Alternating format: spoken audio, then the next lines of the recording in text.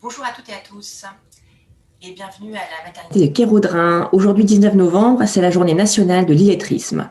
À cette occasion, le syndicat interdépartemental des orthophonistes de Bretagne et l'association À propos se mobilisent pour la 10e édition de l'opération Un bébé, un livre, à laquelle notre maternité s'associe.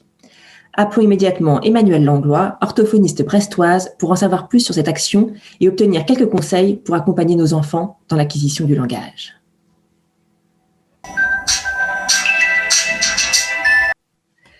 Bonjour Emmanuelle et merci d'être avec nous. Bonjour, merci aussi. Alors, nous avons quelques questions pour vous aujourd'hui. Alors, est-ce que vous pouvez nous expliquer ce qu'est l'opération Un bébé, un livre ? Oui, alors l'opération Un bébé, un livre, c'est donc une opération nationale qui a lieu tous les ans, le 3e jeudi de novembre, dans les maternités.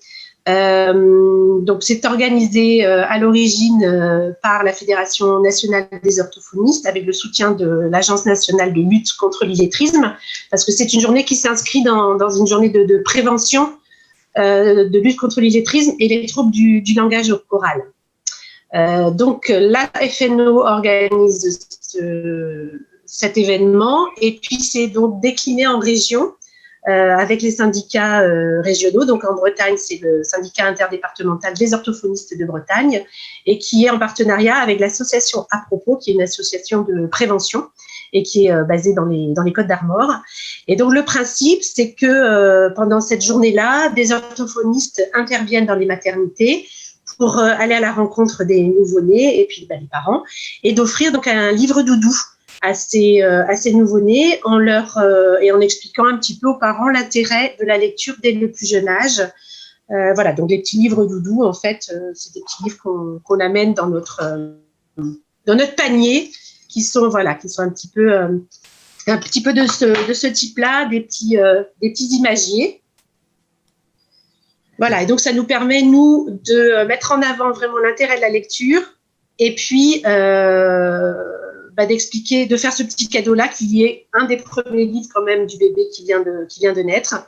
Et voilà, nous avons la chance, donc, nous, à Brest, d'être accueillis par la clinique Kéraudrin qui, depuis plusieurs années, là, nous accompagne dans cette opération, sachant que cette année, ce sont donc les 10 ans de Un bébé, un livre en Bretagne, parce que ça fait plus longtemps que ça existe, mais en Bretagne, ça fait 10 ans que nous menons cette action et que, avec les conditions sanitaires un petit peu particulières de cette année, nous avons souhaité maintenir tant que possible cette action et puis, trouver des moyens un petit peu différents d'intervenir ce 19 novembre.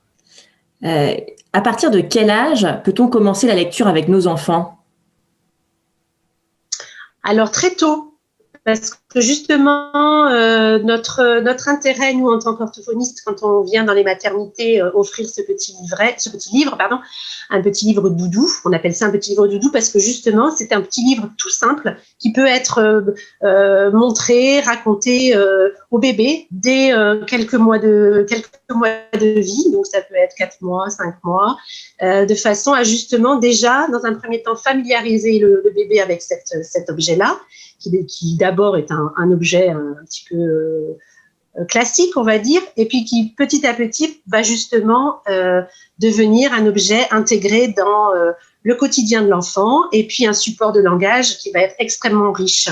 Donc au départ, ce sont plutôt des petits livres très très simples qui sont conseillés. Alors de ce type-là, hein, vous avez des petits livres de bain où on a justement quelques couleurs et puis très peu de dessins, où on va dans un premier temps nommer, mais aussi faire du lien avec le quotidien de l'enfant. Donc ça peut être le crabe, c'est le crabe qu'on a vu à la plage l'autre jour quand on est allé se promener. Voilà. Et puis des petits livres qui sont aussi très simples, très contrastés et qui permettent de juste dire ce que c'est, mais aussi raconter avec des petites histoires personnelles ou bien en intégrant ça dans ce qu'on utilise dans le quotidien. Et petit à petit, on va évoluer vers des livres un petit peu plus élaborés qui vont permettre justement à l'enfant de pointer, de montrer, de poser des questions et puis ensuite de discuter, d'enrichir le vocabulaire et puis de raconter enfin des histoires qui sont structurées au niveau du langage et qui par la suite vont permettre aussi de rentrer dans le langage écrit, puisque le langage écrit est une retranscription du langage oral. Et c'est vrai qu'un enfant qui aura été habitué à entendre des histoires, à lui-même poser des questions, à raconter, aura plus de facilité aussi après à raconter à l'écrit. Alors, petite autre question qui va intéresser certainement tous les jeunes parents, c'est quels sont les signes qui peuvent nous alerter que notre enfant a des difficultés d'acquisition, par exemple, du langage ? Alors, ils peuvent être de différentes sortes, ça dépend des âges. Si par exemple un enfant à 2 ans ne parle pas, peut-être qu'il y a un souci de développement du langage. Si ensuite un enfant bégaye, c'est à prendre en considération. Si un enfant a des troubles de l'articulation, prononce mal les mots, ce sont aussi des signes d'appel.